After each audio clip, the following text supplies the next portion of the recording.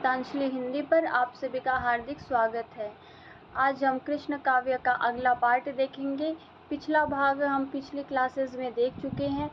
तो आज की क्लास में हम ये देखेंगे कि जो कृष्ण भक्ति का स्वरूप सूरदास या अन्य परवर्ती कवि लेकर के चल रहे थे, उसका स्वरूप कहाँ से आया और किस तरीके से किन किन कवियों से होते हुए विकसित हुआ।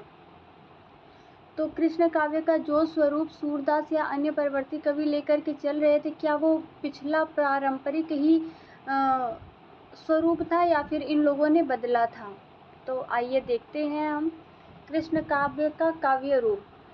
कृष्ण चरित के गान में गीत काव्य की जो धारा पूर्व में जयदेव और विद्यापति ने बहाई, उसी का अवलंबन ब्रज के भक्त कवियों ने भी किया। आगे चलकर अलंकार काल के कवियों ने अपनी श्रृंगारमयी मुक्तक कविता के लिए राधा और कृष्ण का ही प्रेम लिया।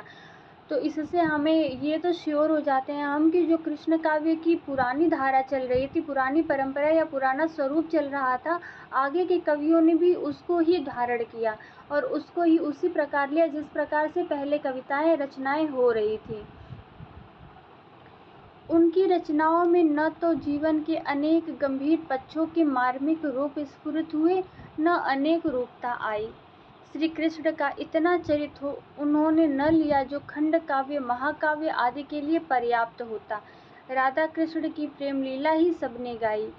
तो यहाँ कहना चाहते हैं कि श्री कृष्ण काव्य में जो जितना लिया गया, विषय जितना लिया गया, वो प्रबंध काव्य के लिए पूर्ण न थी। प्रबंध काव्य के लिए वो अविकसित थी, अपूर्ण थी, क्योंकि प्रबंध काव्य के लिए तो जीवन का प्रत्येक पहलू लेना पड़ता है, लेकिन यहाँ केवल राधा कृष्ण की प्रेम लीला ही गाई जा रही थी। नेक्स्ट, कृष्ण भक्त कवियों ने श्री कृष्ण भगवान के चरित्र का जितना अंश लिया वह एक अच्छे प्रबंध काव्य के लिए पर्याप्त न था। उनमें मानव जीवन की वह अनेक रूपता न थी जो एक प्रबंध काव्य के लिए आवश्यक है। कृष्ण भक्त कवियों की परंपरा अपने इष्ट देव की केवल बाल लीला और यौवन लीला लेकर ही अग्रसर हुई, जो गीत और मुक्तक के लिए ही उपयुक्त थी।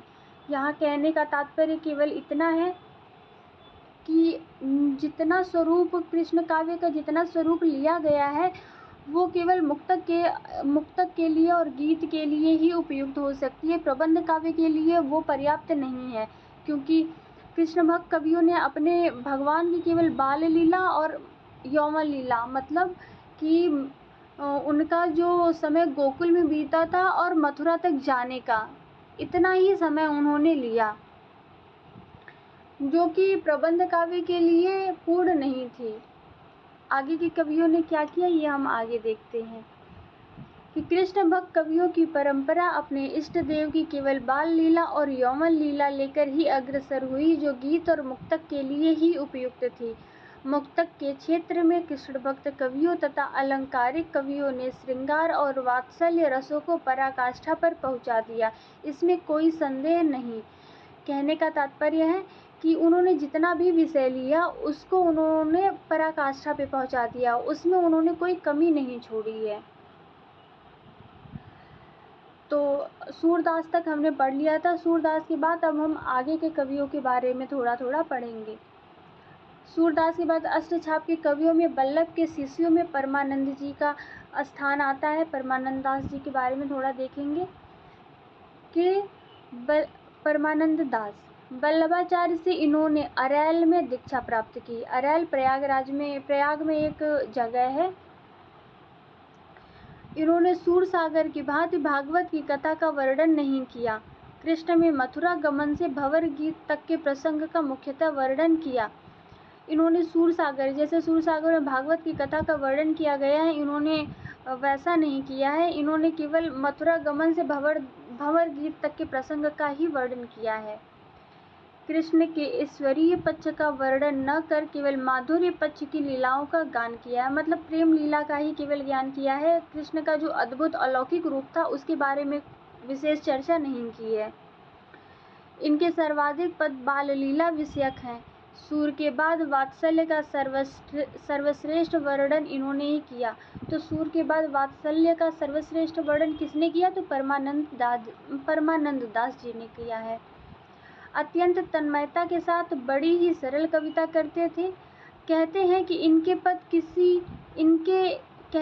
इनके किसी एक पद को सुनकर आचार्य जी कई दिनों तक बदन के सुध भूले रहे।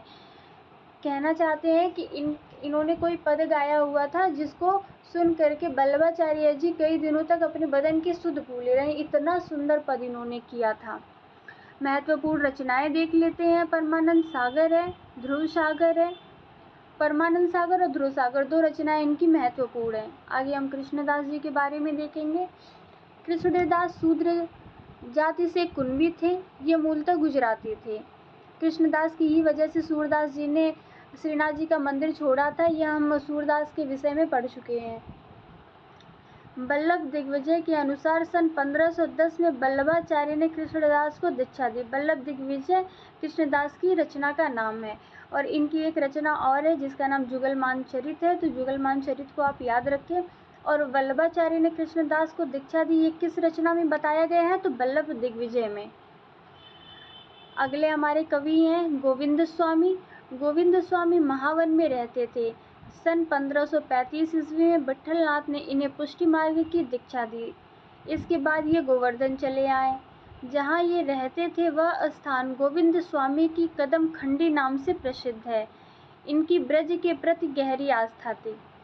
किंवदंती है कि तानसेन गोविंद स्वामी से पद गायन की शिक्षा लेते थे। ये क्वेश्चन पूछा गया है, इसको ध्यान रखें कि तानसेन किससे पद गायन की शिक्षा लेते थे? तो गोविंद स्वामी से। एक बार की बात है, तानसेन अपने गुरु को भी लेकर के आए थे गोविंद स्वामी के पास कि हमसे बहुत अच्छा गाना गाते हैं, हमसे बहुत अच्छा पद गायन करते हैं। तो इनके गुरु ने भी गोविंद स्वामी के पद सुने थे और वो भी भाव विह्वल हो गए थे। छीत स्वामी अगले हमारे कवि हैं छीत स्वामी।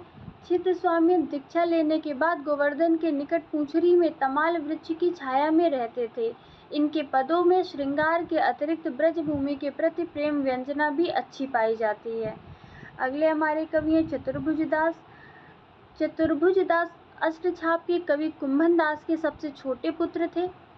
ये फैक्ट है कि चतुर्भुज दास किसके पुत्र थे? तो अष्टछाप के प्रथम कवि कुंभन दास के सबसे छोटे पुत्र थे। आगे हम नंददास जी के बारे में देखते हैं।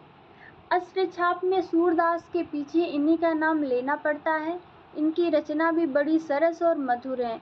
इनके संबंध में यह कहावत प्रसिद्ध है कि और कवि गढ़िया नंददास चढ़िया। इनकी सबसे प्रसिद्ध पुस्तक रास पंचाध्यायी है जो रोला छंद में लिखी गई है। जैसा कि नाम से ही प्रकट है, कृष्ण की रासलीला का अनुप्रासाद युक्त साहित्यिक भाषा में विस्तार के साथ वर्णन है। जैसा कि पहले कहा जा चुका है, सूर ने स्वाभाविक चलती भाषा का ही अधिक आश्रय लिया है, पर नंददास जी में ये बातें पूर्ण रूप से पाई जाती है। मतलब चलती हुई भाषा का आश्रय सूर ने लिया है, लेकिन नंददास जी में इस भाषा को पूर्ण रूप पाया जाता है। इनका भंवर गीत उच्च कोटि की रचना है। यह प्रबंधात्मक है तथा इसमें लोक की अपेक्षा शास्त्र का रंग अधिक है। हमने पीछे पहले देख लिया है कि कृष्ण भक्त कवियों ने कृष्ण की जितना स्वरूप लिया था कृष्ण काव्य का, वो प्रबंध के लिए अनुपयुक्त थी, पूर्ण नहीं थी, अपूर्ण थी। लेकिन यहाँ क्या कह रहे हैं कि भंवर गीत प्रबंधात्मक है। तो यहाँ कंफ्यूजन पॉइंट हमारा बन सकता है कि भंवर गीत कैसी रचना है? मुक्तक है, काव्य है, गीत है, खंड काव्य है।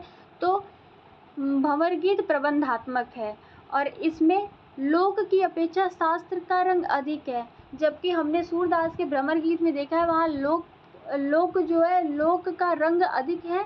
ठीक उसी प्रकार यहाँ एकदम उसका अपोजिट है कि भंवर गीत में शास्त्र का रंग अधिक है। क्योंकि ये पढ़े लिखे विद्वान थे तो इन्होंने शास्त्र को ज़्यादा अपने भंवर गीत रचना में शास्त्र को ज़्यादा स्थान दिया है। इनके यश का आधार रास पंचाध्यायी है। यह रोला छंद में है। यह श्रीमद् भागवत की तरह 5 अध्यायों में विभक्त है। बच्चन सिंह ने इसे भागवत का स्वच्छंद पद्य अनुवाद कहा है। इसमें रासलीला का वर्णन है जिसमें आध्यात्मिकता का रंग है। मतलब इनकी रचनाओं में मैक्सिमम हम देख सकते हैं कि आध्यात्मिकता, शास्त्र इत्यादि का रंग है, क्योंकि ये पढ़े लिखे थे। और इनकी जो भंवर गीत रचना है वो भ्रमर गीत के बाद दूसरा स्थान रखती है। सूरदास के बाद इन्हीं का नाम लेना पड़ता है भ्रमर गीत परंपरा में। अपने सुंदर व उपयुक्त शब्द चयन के कारण इन्हें जड़िया कहा गया है। ये अष्टछाप के सर्वाधिक काव्य शास्त्रीय कवि हैं। इनकी महत्वपूर्ण रचनाएं हैं। इनकी रचनाएं थोड़ा ध्यान से देख लेंगे। अनेकार्थ मंजरी, रस मंजरी। रस मंजरी भानुदत्त की रस मंजरी से प्रभावित है। रूप मंजरी प्रबंध काव्य है। विरह मंजरी, श्याम सगाई, सुदामा चरित, रुक्मिणी मंगल, भंवर गीत, रास पंचाध्यायी खंड काव्य है। रोला छंद में लिखित है और हिंदी का गीत गोविंद कहा जाता है रास पंचाध्यायी को। सखी संप्रदाय। सखी संप्रदाय का एक नाम हरिदासी संप्रदाय या टट्टी संप्रदाय भी कहा जाता है इसको। तो आइए देखते हैं। इसके प्रवर्तक स्वामी हरिदास हैं।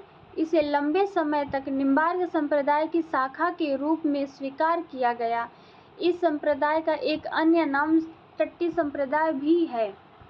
सखी संप्रदाय की शिष्य परंपरा में बिहारीदास, नागरीदास, सरसदास आदि ने इसे किसी पूर्ववर्ती संप्रदाय से न जोड़कर हरिदास से ही जोड़ा। नागरीदास क्वेश्चन में पूछा गया है कि नागरीदास किस संप्रदाय में दीक्षित या किस संप्रदाय में आते हैं, तो नागरीदास सखी संप्रदाय के हैं, ये हमें याद रखना है। और इनके साथ साथ बिहारीदास और सरसदास, इन दोनों लोगों को भी हमको देखना पड़ेगा। सखी संप्रदाय का उपास्य प्रेम तत्व है। यह प्रेम नित्य है व राधा हरि इन दो रूपों में नित्य प्रकटित है। प्रेम का तीसरा रूप सखी जन का है, जो प्रेम लीला की प्रयोजिका व भोक्ता भी है। रसोपासना के कारण स्वामी हरिदास की छाप रसिक की हो गई है। कहने का तात्पर्य है कि सखी संप्रदाय में रसोपासना मतलब कि प्रेमपूर्ण उपासना की गई है, जिसके कारण स्वामी हरिदास की जो छाप है वो रसिक हो गई है। स्वामी हरिदास के निकुंज बिहारी कृष्ण द्वापर के अवतार रूप नहीं है, न ही राधा वृषभानु कुमारी है। उनकी लीला का ब्रज, गाय, गोपी ग्वाल आदि से संबंध नहीं है। उनके निकुंज बिहारी की प्रेम लीला सदा एक रस व अखंड है। वे सृष्टि रचना, प्रभुता, दुष्ट दलन, राक्षस विध्वंस आदि से दूर रहते हैं। कहने का तात्पर्य है कि जो स्वामी हरिदास की निकुंज बिहारी है वो द्वापर के अवतार रूप नहीं है और ना ही राधा जी वृषभानु की कुमारी हैं। उनका जो लीला क्षेत्र है वो ब्रज नहीं है, गाय चराना, गोपी ग्वाल आदि से कोई संबंध नहीं है। ये जो निकुंज बिहारी हैं, इनकी प्रेम लीला सदा एक रस, एक जैसी रही है और अखंड रही है। कहने का तात्पर्य है कि ये आध्यात्मिक कृष्ण को मान रहे हैं, ये गोकुल वाले कृष्ण को नहीं मान रहे हैं। राधा कृष्ण के निकुंज केली की सखी भाव से उपासना की जाती है। हरिदासी संप्रदाय में राधा कृष्ण की कैसे उपासना की जाती है? निकुंज केली की सखी भाव से उपासना की जाती है। इस संप्रदाय के भक्त कवि कुंज द्वार पर खड़े होकर राधा कृष्ण केली का दर्शन करते हैं। मतलब इनके भगवान का नाम राधा कृष्ण केली है। ठीक है, आगे देखते हैं। हरिदास महान संगीतज्ञ थे। तानसेन इनके शिष्य थे। पदों में केवल संयोग श्रृंगार है, शैली वार्तालाप की है। तानसेन के गुरु हरिदास हैं। तानसेन के गुरु हरिदास हैं, ये यहाँ हमें देखने को मिलता है। और हरिदास बहुत ही अच्छे संगीतज्ञ थे। तो ये प्रश्न भी पूछा जाता है कि तानसेन के गुरु का नाम क्या है, तो तानसेन के गुरु हरिदास जी हैं। आगे हम गौड़ी संप्रदाय देखते हैं, जिसका एक अन्य नाम चैतन्य संप्रदाय भी है। इसके प्रवर्तक कृष्ण चैतन्य महाप्रभु हैं। इनका जन्म 1486 में, मृत्यु 1530 ईस्वी है। इनके बचपन का नाम विश्वंभर, निमाई, गौरांग व गौर है। 1510 में 24 वर्ष की आयु में इन्होंने सन्यास की दीक्षा ग्रहण की। दीक्षा गुरु केशव भारती ने इनका नाम बदलकर कृष्ण चैतन्य रखा। इनका भक्ति मार्ग कठोर त्याग व वैराग्य का हठयोगी मार्ग नहीं था। इनकी भक्ति भावना के केंद्र में प्रेम, ममता व भावुकता है।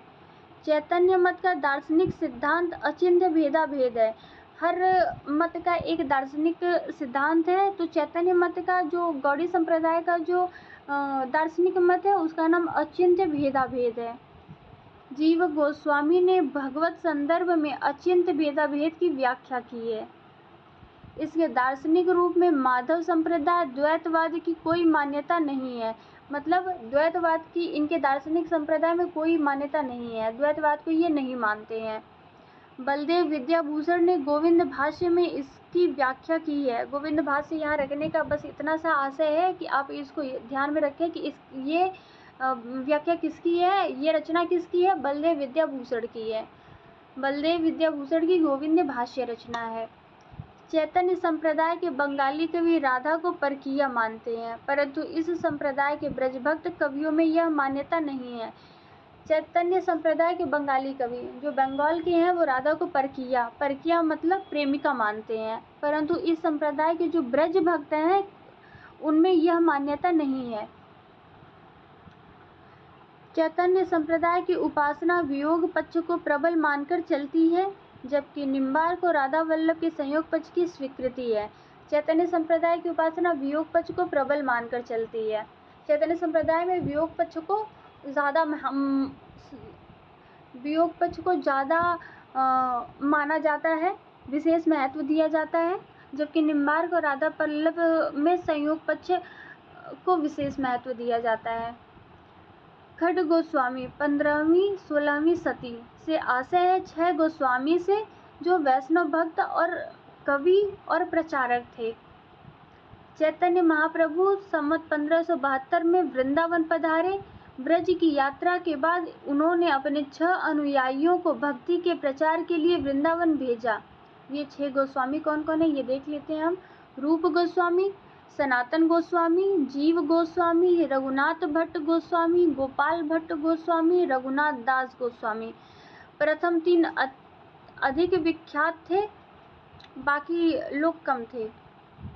तो रूप गोस्वामी जिन्होंने भक्ति रस दिया है, उज्ज्वल नीलमणि इनकी रचना है, और सनातन गोस्वामी, जीव गोस्वामी, तीनों लोगों को ध्यान में रखें थोड़ा। तो हमारी आज की क्लास इतनी है। आज की क्लास हम यहीं पे अपनी ख़त्म करते हैं। बाकी भक्ति काल ये क्या सगुण भक्ति धारा के अन्य कवियों की, फुटकल कवियों की क्लास हम कल लेकर के आएंगे, और पूरा साहित्य का इतिहास पढ़ने के लिए हमारे साथ बने रहें। और आप लोगों को किस टॉपिक पर, किस विषय पर क्लास चाहिए, प्लीज़ हमें कमेंट करें, तभी तो हम समझ पाएंगे कि हाँ आपको इस विषय पर क्लास चाहिए, ताकि हम आपके लिए उस विषय पर वीडियो बना सकें। और आप लोगों का एग्ज़ाम नियत समय पर होगा, तो एग्ज़ाम पर फोकस रखें और एग्ज़ाम की तैयारी करते रहें, और पूरा साहित्य का इतिहास पढ़ने के लिए जुड़े रहें हमारे साथ गीतांजलि हिंदी पर। हमारे चैनल को शेयर करें, ज़्यादा से ज़्यादा शेयर करें और हमारा मनोबल बढ़ाएं।